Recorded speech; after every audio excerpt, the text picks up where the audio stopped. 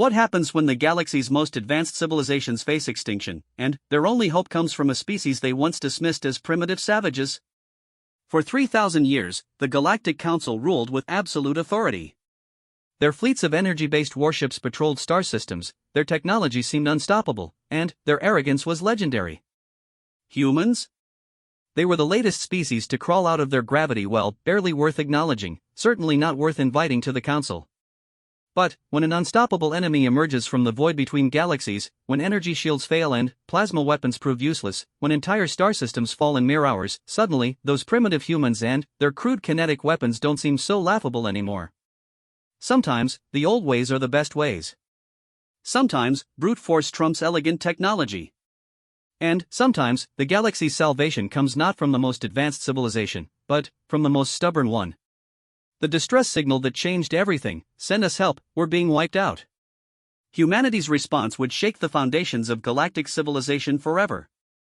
The emergency transmission crackled through subspace with such desperate intensity that it overrode every communication channel across 3 star systems. Admiral Elena Vasquez was reviewing supply reports in her quarters aboard the UES Retribution when the ship's AI suddenly materialized her holographic form, its usually calm demeanor replaced by obvious urgency. Admiral, we're receiving a priority distress signal from Galactic Council space. The transmission is unusual. Vasquez set down her coffee and straightened in her chair. In the 15 years since humanity had established its own space fleet, contact with the Galactic Council had been minimal and cold. The Council, comprised of 12 ancient alien civilizations, had made their position clear when humanity first achieved faster-than-light travel. Humans were too primitive, too violent, and too unpredictable to join their enlightened organization. Patch it through, Aria. The hologram flickered, and, suddenly, Vasquez found herself looking at a creature she recognized as a Zilani, one of the Council's founding races. The being's usually pristine silver skin was scorched and bleeding purple, its 4 eyes wild with terror. Behind it, emergency lights flashed red, and the sound of explosions echoed through its ship. Please, anyone who receives this transmission. The alien's voice was breaking, its universal translator struggling with the emotional distortion. This is High Admiral Kefvar of the Zilani Defense Fleet. We are under attack by an unknown enemy. Our entire battle group is being destroyed. They're immune to our weapons. Energy shields are useless. Plasma cannons have no effect. We've lost 14 star systems in 3 days. The transmission flickered as another explosion rocked the alien's ship. Vasquez leaned forward, her tactical mind already analyzing what she was hearing. The enemy ships are unlike anything in our databases. They use kinetic weapons, primitive but devastatingly effective against our technology. Our energy barriers cannot stop physical projectiles. We are defenseless. The Zilani Admiral's voice cracked. Send us help, we're being wiped out. Any species with kinetic weapon technology, please respond. We will negotiate any terms. Council Protocol Omega-7 is hereby suspended. We need immediate assistance. The transmission cut to static. Vasquez sat in stunned silence. Protocol Omega-7 was the Council's strict non-interference policy with primitive species, specifically, races like humanity that still used kinetic weapons instead of pure energy technology. The fact that they were suspending it meant they were truly desperate. Aria, analysis. The AI's hologram reformed, its expression thoughtful. Based on the transmission data, the enemy appears to be using projectile weapons, bullets, missiles, mass drivers. The Galactic Council's energy-based defensive systems were designed to counter other energy weapons. Kinetic impacts would indeed bypass their shields entirely. Like bringing a sword to a gunfight, Vasquez murmured. Or in this case, bringing a gun to an energy sword fight. She stood and walked to the massive viewport that dominated one wall of her quarters.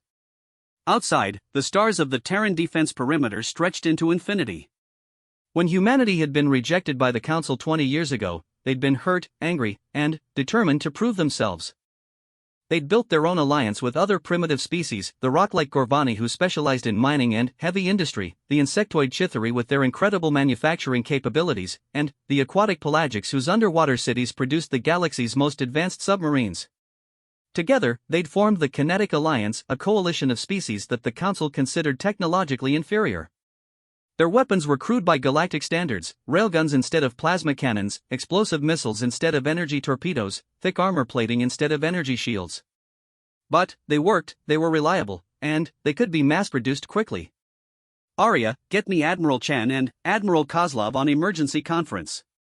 Also contact the Gorvani High Command, Chithari Queen Admiral, and the Pelagic Deep Council. Priority Alpha.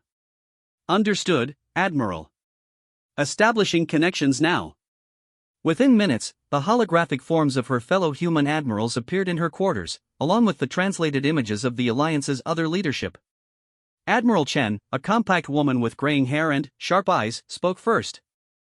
We all received the transmission, Elena. What's your assessment? Before Vasquez could answer, the massive form of Gorvani High Commander Thoktar materialized, a 10-foot-tall being that looked like a walking boulder with intelligent eyes. When the Gorvani spoke, their words were like grinding stone. The Council rejected our offer of alliance 57 years ago. They called us knuckle-draggers with fancy rocks. Why should we help them now? The Chithari Queen Admiral's insectoid features clicked disapprovingly. The Council designated us primitive swarm minds unfit for civilized discourse. Their exact words are recorded in our historical databases. Admiral Kozlov, a bear of a man with a thick Russian accent, crossed his arms. They're right to be angry. The Council has spent decades treating us like children with dangerous toys. But we're talking about genocide here. Entire species being wiped out. Vasquez nodded. Chen, what's our fleet status? The Retribution is our most advanced ship, new kinetic barriers, upgraded rail cannons, and a full complement of Marines. The Vengeance and Fury are in the same class, equally capable. We also have 47 destroyers, 12 heavy cruisers, and 230 smaller vessels across all three fleets. The pelagic representative, appearing as a shimmering blue humanoid through their aquatic translation system, added their input. Our deep strike vessels number 112. Our torpedo systems are particularly effective in three-dimensional space combat. Queen Admiral Zakth clicked her mandibles thoughtfully. The Chithari can deploy 300 vessels within 6 standard hours. Our swarm tactics may prove effective against these unknown enemies. Commander Thoktar's rock-like features showed what might have been a grin. Gorvani battleminers can outfit any vessel with enhanced kinetic weapons. Our asteroid fortress ships are already moving to combat positions. Vasquez felt a familiar surge of pride in her alliance. When the sophisticated Council had rejected them, these species had come together out of mutual respect and shared purpose. They'd built something stronger than the Council's hierarchy, they'd built a brotherhood. Admiral, Arya interrupted, we're receiving another transmission from Council space. Multiple sources this time. The hologram shifted to show a split screen of different alien faces, all species Vasquez recognized as Council members. A tall, elegant Etherian with translucent skin was speaking rapidly. Human vessels, Kinetic Alliance forces, please respond. This is Council Fleet Admiral Zaralin. We have confirmation of enemy forces moving toward the core worlds. We estimate 48 hours before they reach Zelani Prime. We are prepared to offer full Council membership, technology sharing agreements, and territorial concessions in exchange for immediate military assistance. Another voice cut in, a reptilian Saurian commander. Kinetic Alliance, our energy weapons are completely ineffective. We need your projectile technology. We will share our quantum drive systems, our shield harmonics, whatever you require. A third voice, from a flowing, gaseous being Vasquez didn't recognize, please, our children are dying. Entire colonies have gone silent. We were wrong to exclude your alliance. We need your help. The transmission ended, leaving the alliance leadership in contemplative silence. Admiral Chen spoke first. They're offering us everything they refused to give us for decades. Because they need us, Commander Thoktar rumbled. Need our primitive weapons. The question, Admiral Kozlov said slowly, is whether we're better than they are. They showed us no mercy when we were desperate for recognition. What do we owe them now? Vasquez looked around at the faces, human and alien, of her alliance leadership.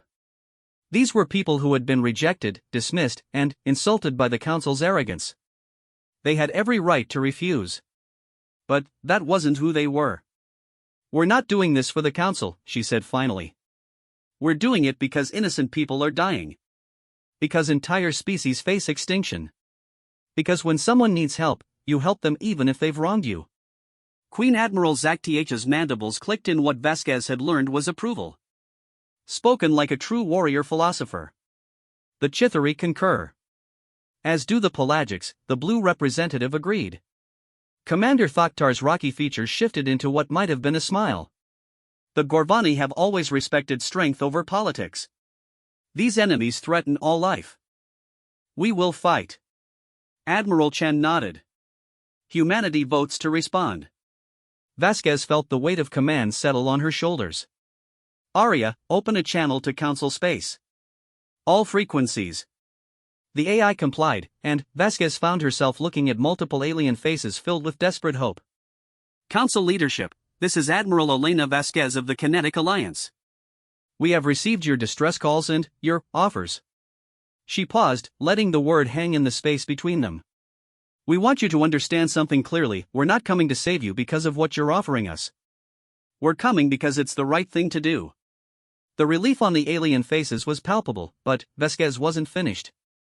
However, when this is over, assuming we all survive, things are going to change. No more dismissing species because their technology doesn't match your preferences. No more excluding civilizations because they seem primitive to you. The galaxy is bigger than your council, and it's time you learned that lesson. Admiral Zaralin nodded rapidly. Agreed, Admiral. Completely agreed. When can you deploy? We're already moving, Vasquez replied. Admiral Chen, take the first fleet through the Kepler Passage. Kozlov, second fleet goes through the Magellan route. I'll lead third fleet directly through Council space, that should get us there fastest. She turned to the alien commanders. Queen Admiral Zaktiach, coordinate with Chen's fleet for swarm tactics. Commander Thoktar, your asteroid fortresses will provide mobile bases for our operations. Pelagic Deep Council, your stealth ships will gather intelligence. What about enemy capabilities? Admiral Zaralin asked. What intelligence do you need? Everything, Vasquez replied. Ship configurations, weapon types, tactical patterns, anything that might give us an edge. And, prepare your repair facilities, we're going to need them. The transmission ended, and Vasquez found herself alone with Arya again. Admiral, are you certain about this course of action? The Kinetic Alliance has never faced an enemy that could destroy Council forces so easily. Vasquez smiled grimly as she began putting on her combat uniform. Arya, the Council made one crucial mistake in their assessment of us. Which was? They thought that using kinetic weapons made us primitive. They never considered that it might just make us practical. She sealed her uniform and headed for the bridge. Sometimes the best solution isn't the most elegant one, it's the one that works. As the UES Retribution's engines roared to life, Admiral Vasquez felt the familiar thrill of heading into battle. Behind her, 200 ships of humanity's Third Fleet fell into formation. Ahead of them, the unknown enemy waited. The Council was about to learn why humanity had survived every challenge their harsh homeworld had thrown at them. Sometimes, primitive was exactly what the galaxy needed. The journey to Council space took 18 hours at maximum burn, and Admiral Vasquez used every minute to study the enemy. The bridge of the UES Retribution hummed with activity as her crew analyzed the fragmentary data transmitted by fleeing Council ships. Show me what we know, she commanded, standing before the main holographic display.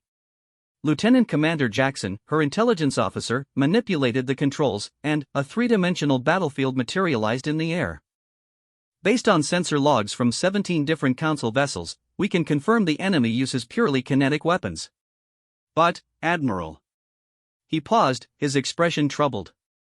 These aren't crude projectiles.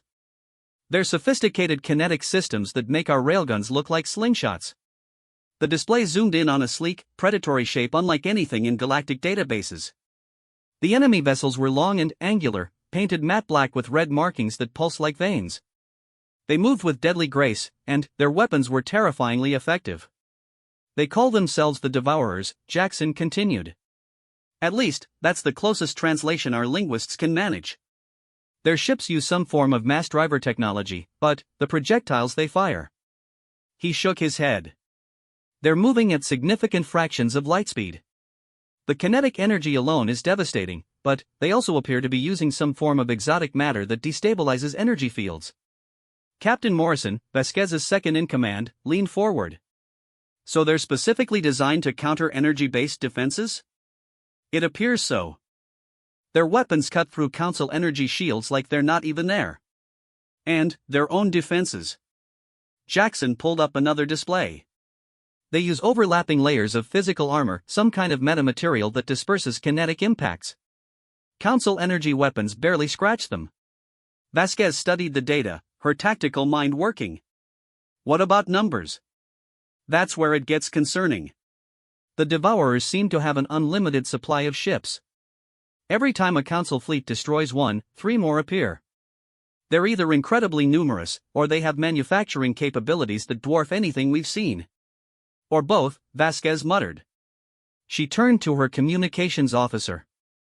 Any word from the other fleets? Admiral Chan reports First Fleet is 6 hours behind us. Admiral Kozlov's Second Fleet encountered a Devourer scout patrol 2 hours ago. Vasquez's blood chilled. Casualties? Surprisingly, none. According to Kozlov, the Devourers seemed surprised by our weapons. They withdrew after a brief engagement. That was interesting. If the Devourers were used to fighting energy-based opponents, encountering kinetic weapons might have caught them off guard. It suggested they weren't omnipotent, they could be surprised, which meant they could be beaten. Admiral, the navigation officer called out, we're approaching the edge of Council space. I'm reading massive debris fields ahead. The main screen flickered to life, showing the devastation that had once been the Luxari system. Where a thriving world of 6 billion crystalline beings had existed just days ago, now only wreckage remained. The planet itself was cracked open like an egg, its molten core exposed to space. My God, Captain Morrison whispered. How many people lived here?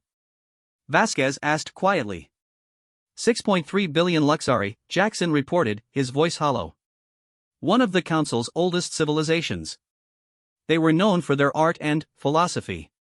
Vasquez felt a cold rage building in her chest. This wasn't war, it was extermination.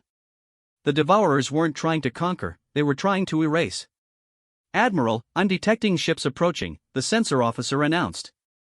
Configuration unknown, wait. He looked up, his face pale. They matched the profiles of Devourer vessels. Battle stations, Vasquez commanded. Throughout the ship, alarm klaxons sounded as the crew prepared for combat. How many? 7 ships, Admiral. Cruiser class based on their size. Signal the fleet. Standard engagement pattern Delta. All ships maintain formation and prepare for kinetic bombardment.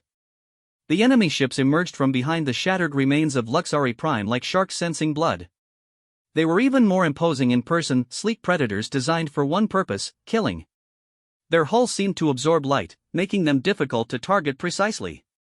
They're hailing us, the communications officer reported, surprise evident in her voice. Put it through. The main screen flickered, and, suddenly, Vasquez found herself looking at something that made her skin crawl. The creature was vaguely humanoid but wrong in every conceivable way.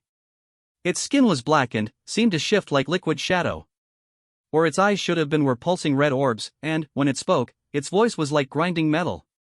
Kinetic users, it said, the universal translator struggling with concepts that seemed alien to galactic languages. Unexpected. You are not the Council weaklings we have been harvesting.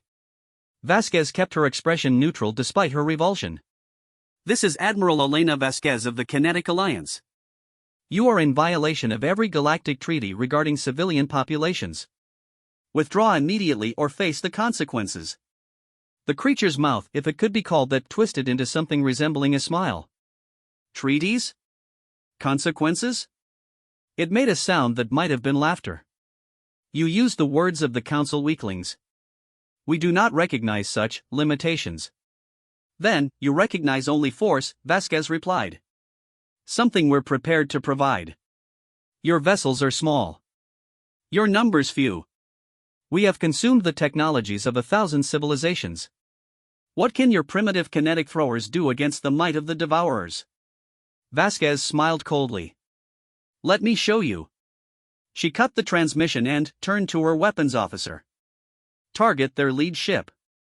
Full spread, depleted uranium cores. The UES Retribution's main railguns fired in perfect synchronization, sending 12 tungsten-depleted uranium slugs screaming through space at 30% of light speed. The Devourer ship, clearly expecting energy weapons, made no attempt to evade. The impacts were spectacular. The exotic armor that had shrugged off Council plasma cannons crumpled like paper under the kinetic assault. The enemy vessel's hull buckled and tore, atmosphere venting into space as massive holes appeared in its structure. Direct hits, the weapons officer reported with satisfaction. Enemy vessel is dead in space. But Vasquez wasn't celebrating yet. Status on the other 6? They're retreating? No, wait, they're regrouping. Different formation now. The surviving Devourer ships had spread out, clearly adapting their tactics. These weren't mindless predators, they were intelligent enemies who learned from their mistakes. They're launching projectiles, the sensor officer announced. On the screen, the enemy ships fired volleys of what looked like spears made of dark metal. The projectiles moved with impossible speed, and Vasquez realized they were using some form of gravity manipulation to accelerate their weapons. Evasive maneuvers. All ships, pattern Gamma. The human fleet scattered, their pilots executing complex three-dimensional maneuvers. Most of the enemy projectiles missed, but one struck the destroyer UES Valiant amidships. The result was catastrophic. The weapon didn't just penetrate the hull, it seemed to unravel the molecular bonds of the ship's armor. Valiant is gone, Morrison reported grimly. No survivors. Vasquez felt the loss like a physical blow, but she couldn't afford to grieve now. All ships, coordinated assault. Target designation Alpha through Foxtrot. Fire at will. 200 ships opened fire simultaneously. The space between the fleets filled with streams of kinetic projectiles, railgun slugs, missile salvos, and explosive rounds. The Devourer's formation dissolved under the withering assault. But they didn't break. Instead, the enemy ships began moving in ways that defied conventional physics. They twisted and rolled through dimensions that human sensors couldn't quite track, emerging from attacks that should have destroyed them. Admiral, the science officer called out, I'm reading some kind of spacetime distortion around the enemy vessels. They're using dimensional manipulation to avoid our fire. Can we counter it? Not with our current technology. But... The science officer paused, studying her readings. The distortions seem to require significant energy. If we can force them to maintain evasive maneuvers, they might exhaust their power reserves. Continuous bombardment, Vasquez ordered. Don't give them time to recover. The battle became a deadly dance. Human ships fired relentlessly while the Devourers twisted through space, occasionally landing devastating hits with their gravity-accelerated weapons. 3 more human vessels were destroyed, but the enemy paid a price too. 2 more Devourer ships were crippled by concentrated railgun fire. Then, something unexpected happened. One of the damaged Devourer vessels suddenly stopped its dimensional evasions and began broadcasting on all frequencies. Kinetic users, came the familiar grinding voice, you fight with honor. You use the old ways, the true ways. We offer negotiation. Vasquez frowned. Cease fire. All ships hold position. The main screen lit up again, but this time the creature speaking looked different, older, with scars across its shadow skin and what might have been respect in its red eyes. I am War Leader Crix Thaner of the 47th Harvest Fleet. You have drawn blood from ships that have devoured star systems. This is noteworthy. You've murdered billions of innocent people, Vasquez replied coldly. What could you possibly want to negotiate? Understanding, the creature replied. The Council weaklings rely on energy tricks and soft thoughts. They have grown weak through comfort. But you understand that strength comes from will and iron. You are worthy to join the Great Devouring. Vasquez felt sick. You want us to help you commit genocide? We offer you a place in the New Order. Your kinetic technologies, combined with our dimensional mastery, would make an unstoppable force. Together, we could cleanse the galaxy of weakness. The bridge fell silent. Vasquez could feel her crew watching her, waiting for her response. The offer was tempting in its own horrific way. Join the winners, survive while others perished. War Leader Crix Thaner, she said finally, I have a counter-proposal. The creature leaned forward with interest. Go back to whatever hell spawned you and never return. Because if you continue this path of slaughter, we're going to hunt down every last one of your ships and turn them into scrap metal. The creature's red eyes flared with anger. Foolish kinetic users. You choose death over glory. We choose principle over power, Vasquez replied. And that's a concept your species clearly can't understand. The transmission cut off, and immediately the Devourer ships resumed their attack. But something had changed in their tactics. They were more aggressive now, less careful.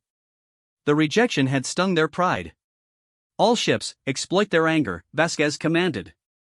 They're making mistakes now. She was right. The Devourers, driven by rage at humanity's rejection of their offer, abandoned their careful dimensional maneuvers for direct assaults. It made them more dangerous in the short term, but also more vulnerable. The destroyer UES Hammer managed to ram one enemy ship while its dimensional shields were down, taking both vessels out in a massive explosion. The cruiser UES Defiance scored direct hits on another Devourer, its railguns punching through weakened armor. When the engagement ended 20 minutes later, only one Devourer ship remained, fleeing toward deep space.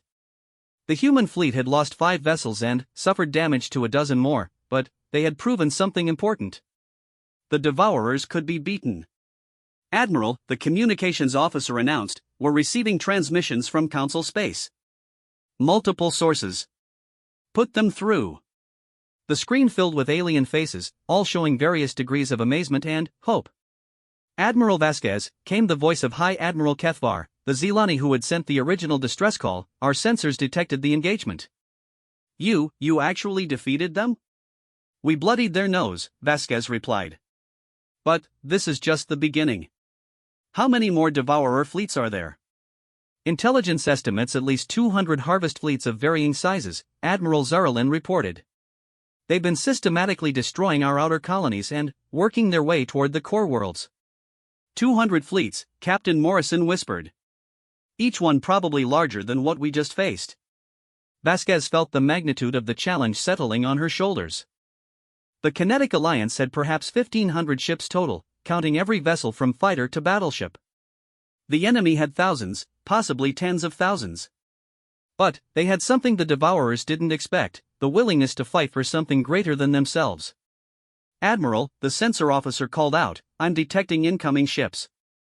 Massive formation approaching from the Kepler passage. Vasquez tensed, then relaxed as the identification codes came through. Admiral Chen's First Fleet. Right on schedule.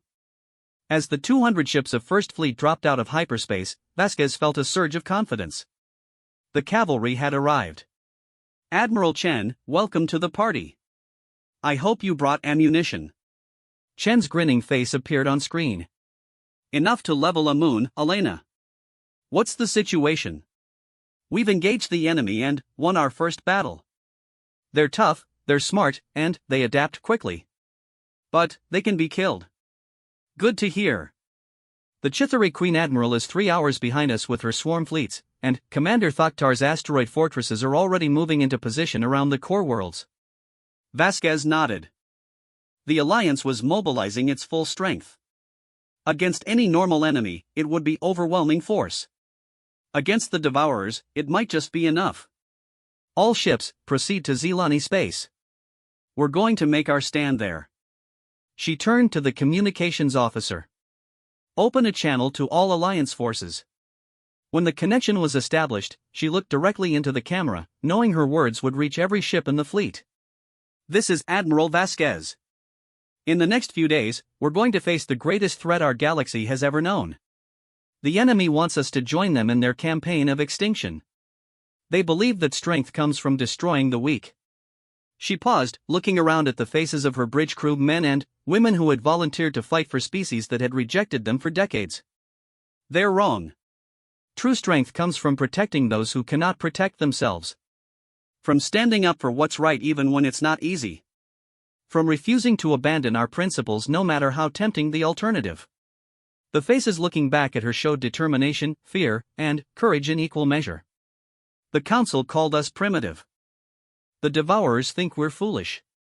They're about to learn what humans have always known. Sometimes the most powerful force in the universe is someone who simply refuses to give up. As the combined human fleets set course for the coming battle, Admiral Vasquez allowed herself a moment of grim satisfaction.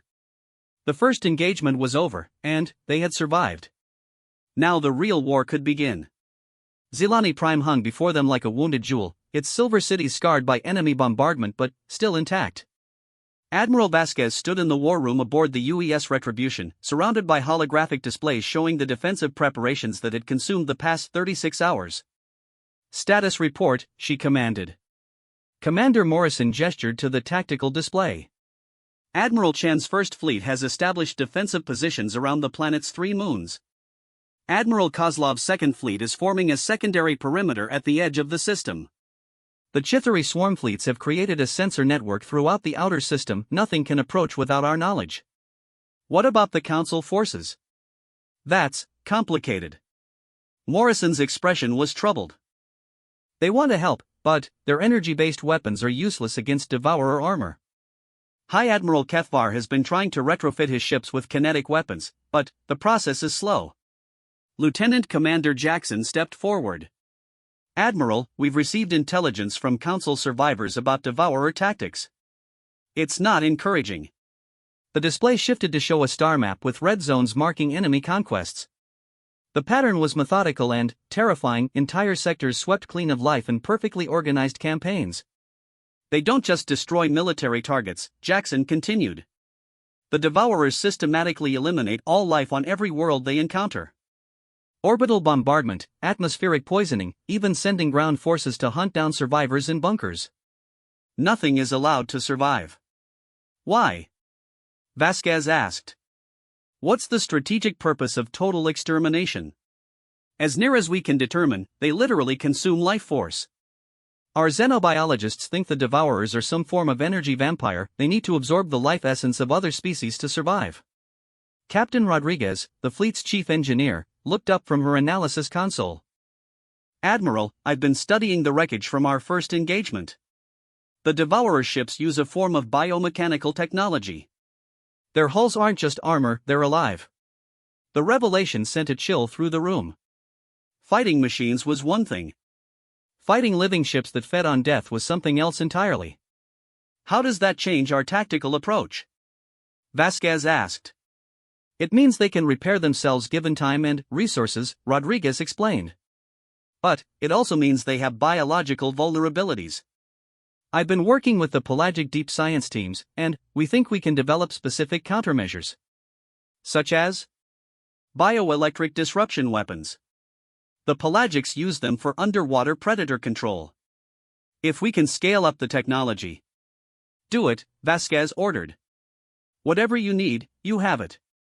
"Admiral," the communications officer interrupted, "incoming transmission from the outer sensor network. Priority Alpha." The main display shifted to show Queen Admiral Zakth, her insectoid features tense with urgency. "Admiral Vasquez, our scouts have detected a massive Devourer fleet approaching. Numbers are significant." "How significant?" 147 capital ships, approximately 300 smaller vessels. They will reach the outer system in 6 hours. The war room fell silent. The combined Kinetic Alliance fleet numbered just over 400 ships, but they had been expecting to fight scattered harvest fleets, not a concentrated armada. "That's not a harvest fleet," Jackson said quietly. "That's their main battle force." Admiral Chan's voice crackled over the communication system. "Elena, are you seeing these numbers?" "I see them." "Recommendations?" "We could withdraw, fight them in the outer systems where we have more room to maneuver." "And leave 8 billion Zilani to die?" Vasquez shook her head. "No. We make our stand here." "Admiral," Commander Morrison said carefully, "the odds are 4-1 against us. Even with our kinetic advantage, those numbers are exactly why we have to win," Vasquez finished. "If we run now, the Devourers will know they can overwhelm any defense through sheer numbers. They'll repeat this strategy throughout the galaxy until every world falls." She turned to the tactical display, her mind racing through possibilities. "What assets do we have that the enemy doesn't know about?" Rodriguez spoke up. "The Gorvani asteroid fortresses. Commander Thoktar has been positioning them throughout the system, disguised as natural debris. The Devourer's sensors might not detect them until it's too late." "The pelagic stealth ships," added Jackson.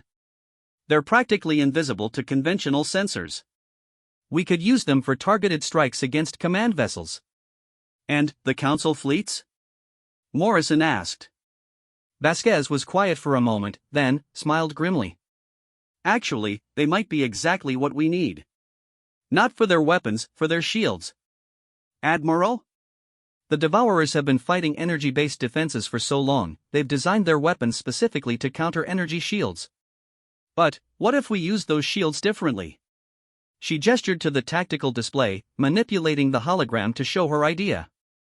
Council ships take defensive positions around our vessels. When the Devourers fire their gravity-accelerated projectiles, the energy shields won't stop them, but they will slow them down, reduce their kinetic energy.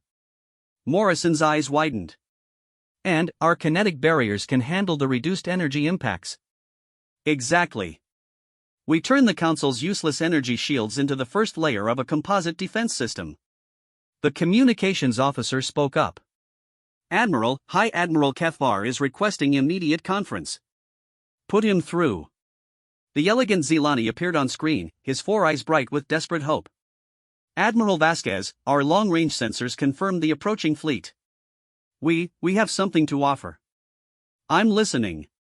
Our homeworld has been preparing for this moment since the first attacks began. We have a planetary defense grid energy-based, but the most powerful ever constructed.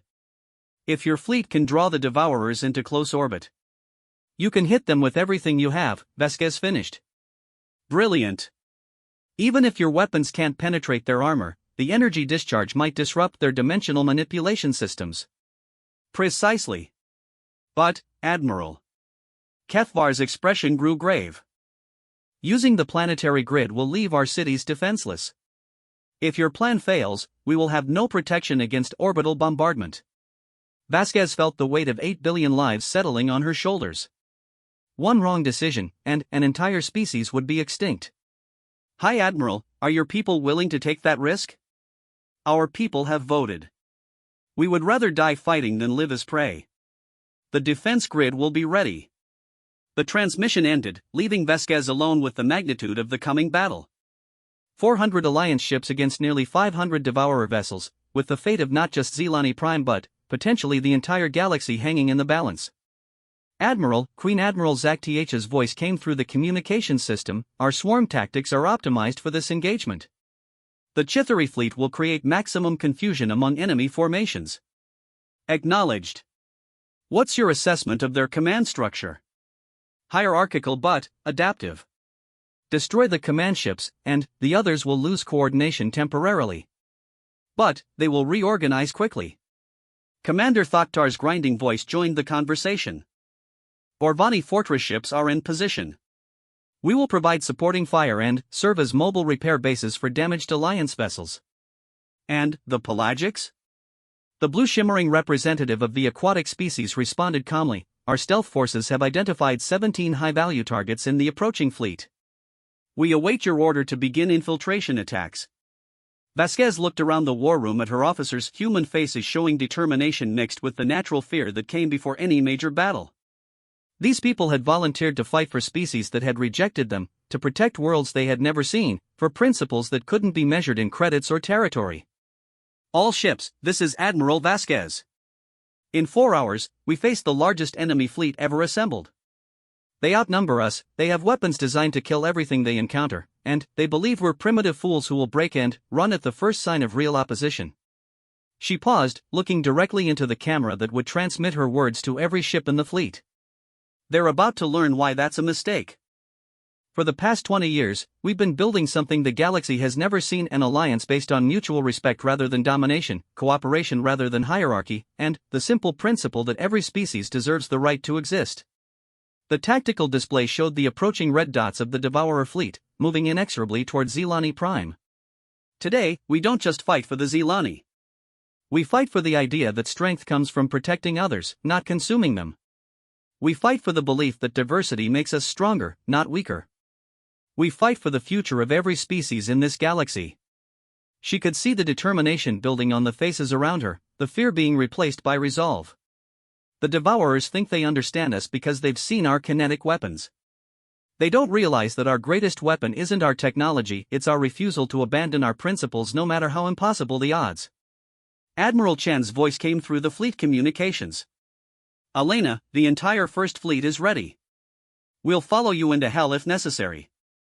As will Second Fleet, Admiral Kozlov added. For the Alliance. For the Alliance, echoed voices from throughout the combined fleet. As the hours ticked by, Vasquez watched her carefully laid plans take shape. Council ships moved into defensive formations around Alliance vessels. Gorvani asteroid fortresses positioned themselves along projected attack vectors. Chithari swarm fleets spread throughout the system like a living sensor network. Pelagic stealth ships vanished from all sensors, moving toward their targets like predatory ghosts. And, at the center of it all, 400 ships of the Kinetic Alliance prepared to face an enemy that had never known defeat. Admiral, the sensor officer announced, enemy fleet entering outer system. They're not slowing down. On the main display, the Devourer Armada appeared as a dark cloud of predatory shapes. Unlike previous engagements where they had used careful tactics, this fleet was moving in a direct assault formation. They intended to overwhelm the defenders through sheer force. They're broadcasting, the communications officer reported. Put it through. The familiar grinding voice of a Devourer commander filled the bridge. Kinetic users, you have chosen extinction. We offer no more negotiations. Your primitive alliance will be consumed, your worlds will be cleansed, and your life essence will feed our eternal hunger. Anonymous Devourer, Vasquez replied calmly, allow me to introduce you to a human concept you clearly don't understand. Speak your last words, primitive. Vasquez smiled coldly. Sometimes the primitive solution is the one that works.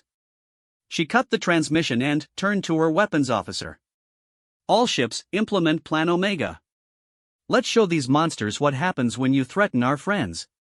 As the two fleets closed toward each other, the space around Zelani Prime began to light up with the fury of the largest battle in galactic history.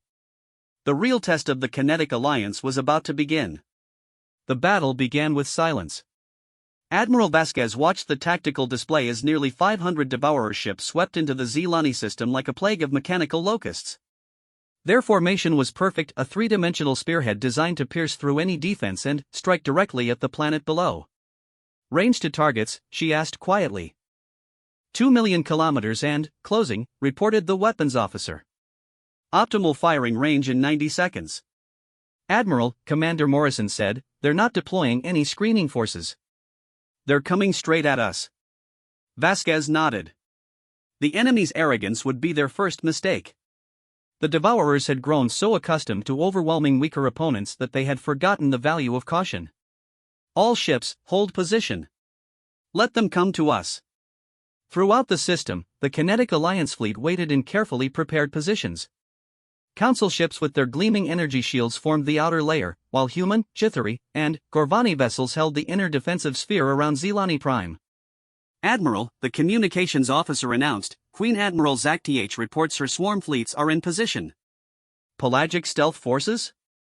Silent running, approaching enemy rear formations. Gorvani asteroid fortresses? Commander Thoktar's grinding voice answered directly, all positions ready.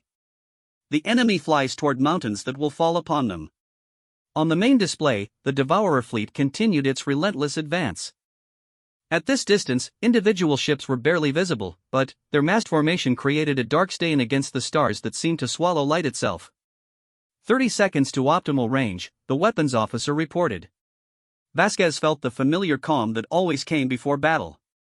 Around her, the bridge crew worked with quiet efficiency, each person focused on their role in the coming storm. Admiral, the sensor officer called out, I'm detecting energy buildup from the enemy formation. They're preparing to fire. All ships, evasive pattern alpha. Activate composite shields. Throughout the Alliance fleet, Council vessels moved to position their energy barriers in front of kinetic ships while human destroyers began random course changes designed to confuse enemy targeting systems. The Devourers fired first. Hundreds of gravity-accelerated projectiles streaked across space, each one moving at terrifying speed and carrying enough kinetic energy to vaporize a city block. But, instead of striking their targets directly, the projectiles encountered the Council energy shields first. The shields didn't stop the enemy weapons, they weren't designed to handle kinetic attacks. But they did something even more valuable: they bled off enormous amounts of energy from each projectile, reducing their velocity and disrupting their trajectory. When the weakened projectiles finally struck the Alliance vessel's kinetic barriers, the result was spectacular but survivable. Armor plating buckled and sparked, emergency lights flashed throughout damaged ships, but the composite defense system held. Damage report. Vasquez called out. Multiple hits across the fleet, Morrison replied, but no ships lost. The composite defense is working. For the first time in the war, Devourer weapons had failed to achieve immediate kills. Vasquez could see the confusion in the enemy formation as their devastating opening salvo proved ineffective. All ships returned fire. 400 Alliance vessels opened fire simultaneously. The space between the fleets filled with streams of kinetic projectiles, railgun slugs, explosive missiles, mass driver rounds, and exotic ammunition that the galaxy's primitive species had perfected over centuries of warfare. The Devourer response was immediate and predictable. They began their dimensional evasion maneuvers, twisting through spacetime to avoid the incoming barrage. Now, Vasquez commanded. High Admiral Kethvar's voice echoed through the fleet communications: planetary defense grid, full power. 8 billion inhabitants of Zelani Prime had spent weeks preparing for this moment. Every power station, every generator, every energy source on the planet fed into a massive defensive array that had been built in secret over decades. Beams of pure energy lanced out from the planet's surface, each one carrying more power than most starship weapons. The beams didn't target the Devourer ships directly; instead, they created a massive electromagnetic field that stretched throughout the local space. The effect on the enemy's dimensional manipulation was immediate and devastating. Ships that had been twisting through spacetime suddenly found themselves locked into normal three-dimensional movement. Their exotic evasion systems, overwhelmed by the planetary grid's interference, simply shut down. Caught in normal space, the Devourer ships became sitting targets for the Alliance barrage. Kinetic projectiles slammed into enemy hulls with devastating effect. The living biomechanical armor that had seemed so formidable began to crack and bleed under the sustained assault. Dozens of Devourer ships found their hulls breached, atmosphere venting into space as their self-repair systems struggled to keep up with the damage. But the enemy adapted quickly. Admiral Jackson reported, "They're changing formation. Switching to distributed attack pattern." The Devourer fleet scattered, breaking up their concentrated formation to reduce the effectiveness of area bombardment. Some ships moved to engage the Alliance fleet directly while others began flanking maneuvers designed to attack from multiple angles. Queen Admiral Zach TH, initiate swarm pattern Gamma.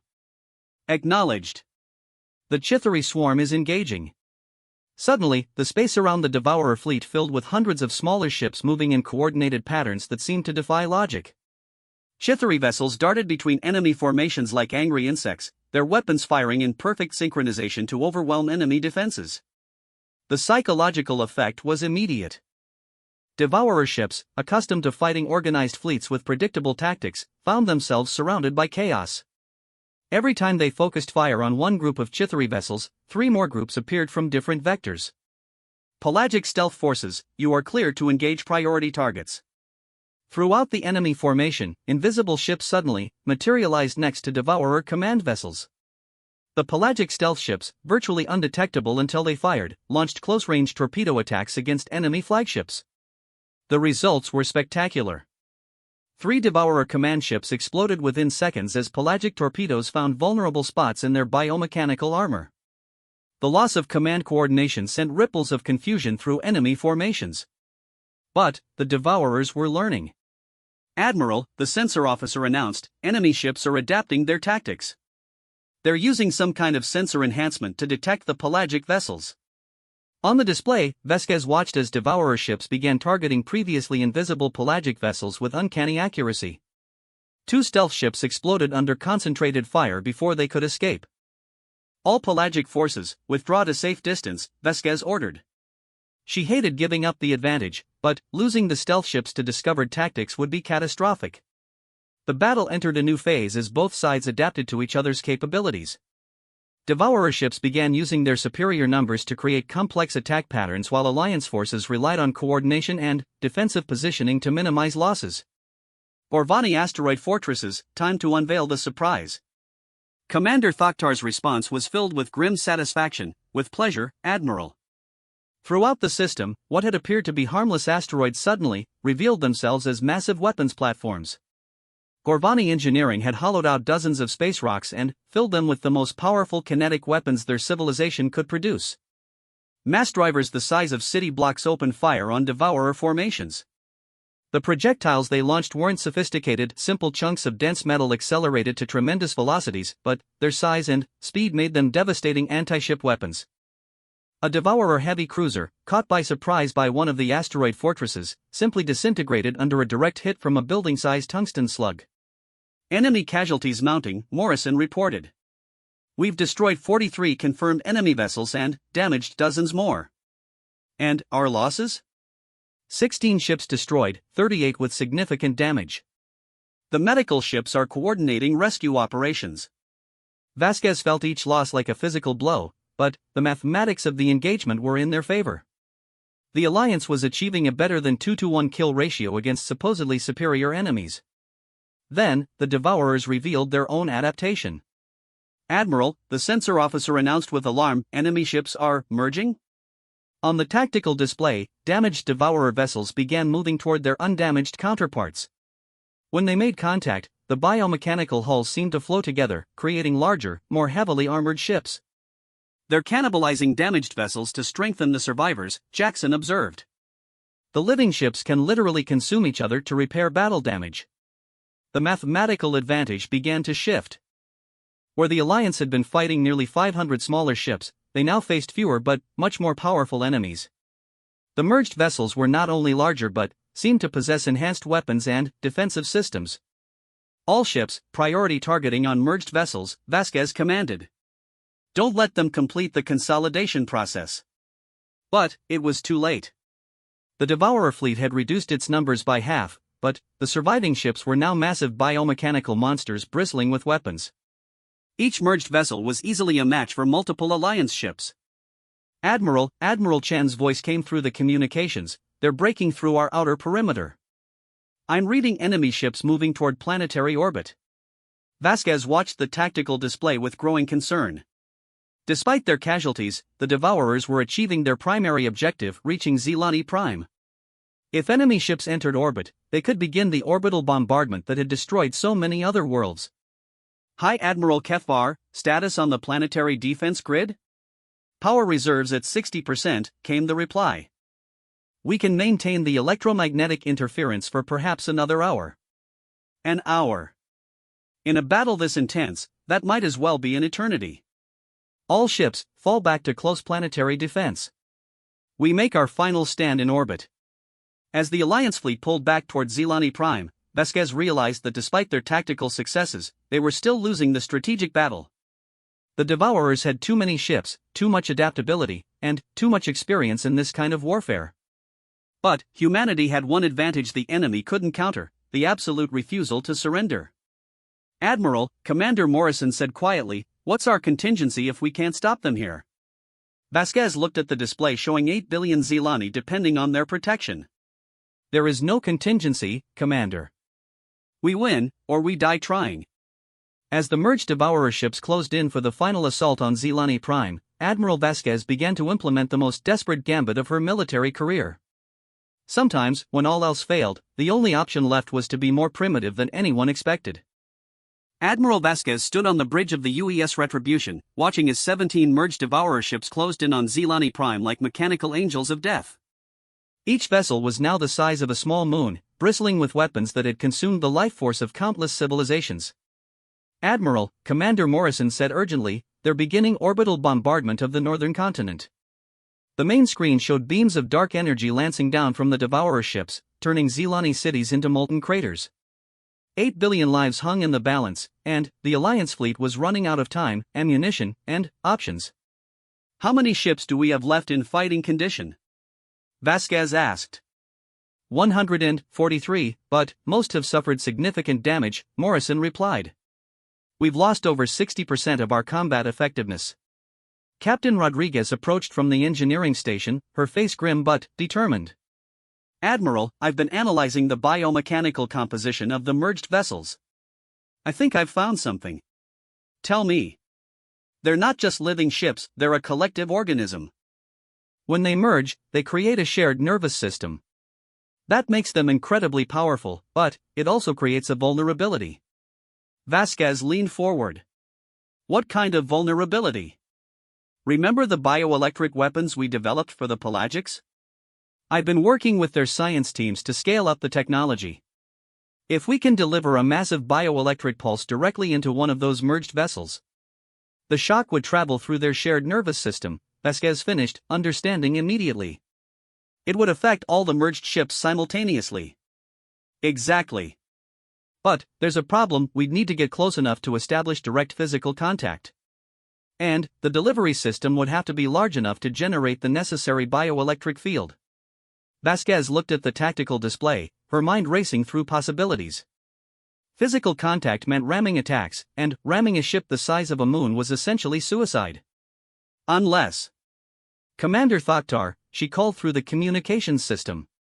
The Gorvani commander's grinding voice responded immediately. Yes, Admiral? How many of your asteroid fortresses are still operational? 7 remain, but they are heavily damaged from the fighting. Are any of them mobile enough for a ramming attack? There was a long pause. Admiral, are you asking me to ram a Gorvani fortress into an enemy vessel? I'm asking if it's possible. Possible, yes. Survivable. Another pause. No, Admiral. The crew would not survive such an impact. Vasquez felt the weight of command crushing down on her. She was asking people to die, to sacrifice themselves for a desperate gambit that might not even work. Commander, I won't order you to do this. It has to be a voluntary mission. Admiral, Thoktar's voice carried a note of what might have been amusement. You clearly do not understand Gorvani psychology. We are miners and builders. We reshape mountains and hollow out planets. To die in glorious battle while saving 8 billion lives? This is exactly how every Gorvani dreams of ending their existence. You're certain? Admiral, my fortress crew is already arguing about who gets the honor of piloting the ramming attack. Give us the target and the specifications for the bioelectric weapon.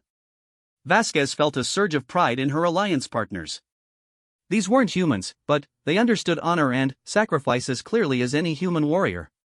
Rodriguez, how long to install the bioelectric weapons on a Gorvani fortress? With their manufacturing capabilities? 30 minutes, maybe less. Do it. Commander Thoktar, choose your target. As Rodriguez coordinated with the Gorvani engineers, Vasquez turned her attention to the larger battle. The Alliance fleet was still fighting desperately, but they were being slowly overwhelmed. 3 more ships had been destroyed in the past 10 minutes, and the Devourer bombardment of Zelani Prime was intensifying. Admiral, High Admiral Kethvar's voice crackled through the communications, our planetary defense grid is failing. We have perhaps 15 minutes of power remaining. 15 minutes. That was barely enough time to complete the bioelectric weapon installation, let alone coordinate the attack. All Alliance ships, implement holding pattern Omega. Keep those merged vessels occupied. What followed was the most desperate 15 minutes of space combat Vasquez had ever witnessed. Alliance ships threw themselves at the massive Devourer vessels with reckless abandon, not trying to win but simply trying to buy time. The destroyer UES Defiant actually rammed a merged ship's weapon array, disabling several guns at the cost of the entire crew. The Chithari swarm fleets launched suicidal close-range attacks that crippled enemy systems while sacrificing dozens of their own vessels. Admiral, Rodriguez announced, bioelectric weapon installation complete. Commander Thoktar's fortress is ready. On the tactical display, one of the Gorvani asteroid fortresses began moving toward the largest cluster of merged Devourer ships. The fortress Grokthar's hammer was a massive chunk of rock and metal that had been home to 12,000 Gorvani miners and engineers. Now it was a guided missile carrying the hopes of an entire galaxy. Commander Thoktar, Vasquez said quietly, it's been an honor serving with you. The honor is mine, Admiral. Tell our grandchildren that the Gorvani knew how to dig deep and strike hard. The fortress began its final approach toward the lead Devourer vessel, a nightmare construct of merged biomechanical ships that stretched for kilometers. Enemy weapons fire concentrated on the approaching fortress, tearing chunks of rock and metal from its hull, but the Gorvani had built their home to withstand asteroid impacts and stellar radiation. A few energy beams weren't going to stop it. All ships, clear the impact zone, Vasquez ordered. Prepare for bioelectric pulse detonation. What happened next defied every expectation of space combat. The asteroid fortress, guided by 12,000 Gorvani who were singing their death songs at the top of their lungs, struck the merged Devourer vessel with the force of a small asteroid impact. The bioelectric pulse that followed lit up space like a newborn star. The effect on the merged vessels was instantaneous and devastating. The shared nervous system that made them so powerful became their weakness as massive bioelectric shock traveled through their collective consciousness. 17 moon-sized ships began convulsing in space, their biomechanical hulls spasming as their nervous systems overloaded. Direct hit! Morrison shouted. All merged vessels are showing massive system failures. But the Devourers weren't finished. Even as their largest ships writhed in bioelectric agony, the remaining smaller vessels, those that hadn't merged, continued their attack. They were fewer in number now, but they were desperate and dangerous. Queen Admiral Zach Th announced, Chithari reinforcements arriving. Second Swarm Fleet entering the system. On the tactical display, hundreds of new contacts appeared. The Chithari had sent every ship they could muster. Fresh swarm fleets began engaging the remaining Devourer forces with coordinated precision. Then, Admiral Chen's voice cut through the battle communications. Elena, look at the merged ships. They're not just disabled, they're dying. Vasquez watched in amazement as the massive biomechanical vessels began to break apart. Without their nervous systems to maintain cohesion, the merged ships were literally coming undone. Sections of living hull separated and began drifting apart, spilling atmosphere and strange biomechanical fluids into space. The bioelectric shock didn't just disable them, Rodriguez observed with awe. It killed them. The merged vessels are brain-dead. But, even as the largest enemy ships died, the battle continued. The remaining Devourer forces had regrouped and were making a final desperate assault on Zelani Prime. Nearly 100 enemy ships remained, still more than enough to devastate the planet's surface. All ships, final push, Vasquez commanded. Everything we have left. What followed was the most chaotic and desperate phase of the entire battle. Alliance ships, many of them heavily damaged and running on emergency power, threw themselves at the remaining Devourers with absolute determination. Human destroyers used their last ammunition to cripple enemy weapons. Chithari swarms coordinated suicide runs that took out multiple enemy vessels. Pelagic stealth ships reappeared from nowhere to launch close-range torpedo attacks. And, throughout it all, the planetary defense grid of Zelani Prime continued to disrupt enemy dimensional systems, keeping the Devourers locked in normal space where Alliance kinetic weapons could reach them. The tide turned when the remaining Gorvani asteroid fortresses revealed their final surprise. Instead of ramming attacks, they opened like massive flowers, revealing hidden manufacturing bays that had been producing ammunition throughout the battle. All Alliance ships, Commander Thoktar announced, fresh weapons and supplies available. The Gorvani do not waste resources. As Alliance vessels rearmed and refueled from the mobile fortress factories, the balance of the engagement shifted decisively. The Devourers, expecting their enemies to be running low on ammunition, found themselves facing ships with full magazines and fresh crews cycling in from the fortresses. The end came suddenly. The last Devourer command ship, isolated and overwhelmed, began broadcasting a message that stopped everyone in their tracks. Kinetic users, came the familiar grinding voice, but now it carried something new: fear. We do not understand. Your weapons are primitive. Your tactics are inefficient. How do you continue to resist? Admiral Vasquez felt a moment of something like pity for the creature. For all their technological sophistication, the Devourers had never encountered an enemy that simply refused to be defeated. Because, she replied, you made one fundamental error in your calculations. Explain. You assumed that primitive meant weak. You never considered that it might mean stubborn. The transmission cut off as the last Devourer ship exploded under concentrated Alliance fire. Silence fell across the Zelani system. All ships, report status, Vasquez commanded. As the reports came in, the scope of their victory began to sink in. The entire Devourer fleet had been destroyed, nearly 500 ships that had seemed invincible just hours before. The Alliance had lost over half their fleet, but they had won. More importantly, they had proven something that would reshape galactic civilization. High Admiral Kethvar's voice came through the communications. On behalf of 8 billion Zelani, we cannot adequately express our gratitude. High Admiral, you and your people fought with incredible courage. The planetary defense grid made our victory possible. What happens now? Asked Admiral Chun from the bridge of her battered flagship. Vasquez looked out at the debris field that had once been the galaxy's most feared enemy fleet. Now we make sure this never happens again. Over the following weeks, as rescue operations continued and the Alliance fleet was rebuilt, the galaxy began to change in ways that no one had expected. The Council, humbled by their near extinction and saved by the species they had rejected, formally dissolved their exclusionary policies. The Kinetic Alliance was invited to join as equal members, bringing their primitive technology and stubborn principles into the galactic mainstream. More importantly, the victory at Zelani Prime had demonstrated a fundamental truth that the sophisticated species of the galaxy had forgotten: sometimes the simplest solutions were the most effective. Energy weapons and dimensional manipulation were impressive, but kinetic projectiles had been devastating enemies since the dawn of warfare. As Admiral Vasquez stood on the observation deck of the rebuilt UES Retribution 6 months later, watching human and alien crews working side by side on joint projects, she reflected on the lessons of the war.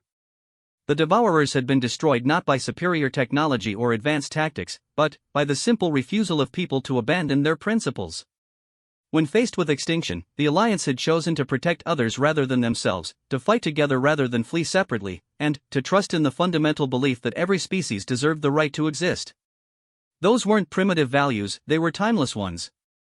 Admiral, Commander Morrison approached, carrying a data pad with reports from across the galaxy. The last Devourer strongholds have been eliminated. Long-range scouts confirm no remaining enemy presence in any known systems. And the refugee worlds? Resettlement programs are ahead of schedule. The Gorvani have been particularly helpful. Apparently they enjoy the challenge of rebuilding entire civilizations from scratch. Vasquez smiled. That was typical Gorvani: turn a humanitarian crisis into an engineering project, and they were perfectly happy. What about the Council's technology sharing programs? Better than expected. It turns out that combining energy and kinetic systems produces remarkably effective hybrid technologies. Several of our ships are already equipped with the new composite weapons. She nodded. The galaxy was rebuilding, stronger and more united than it had ever been.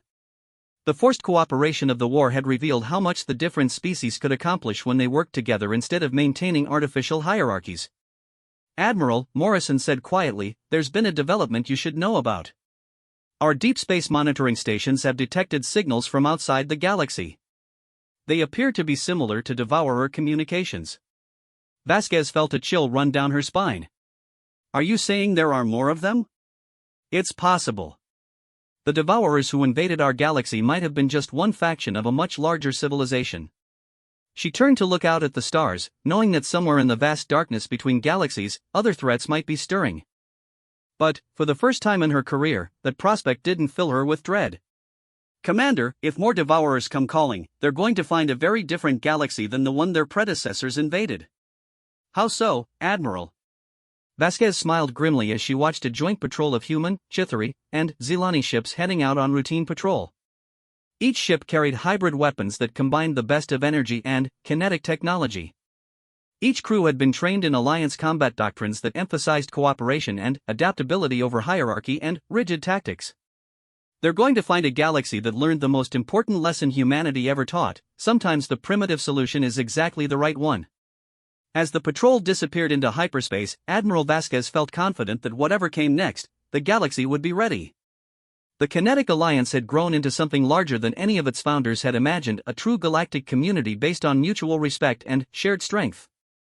And if the universe wanted to test that community again, well, humans had been dealing with impossible odds since they first looked up at the stars and decided to reach for them anyway.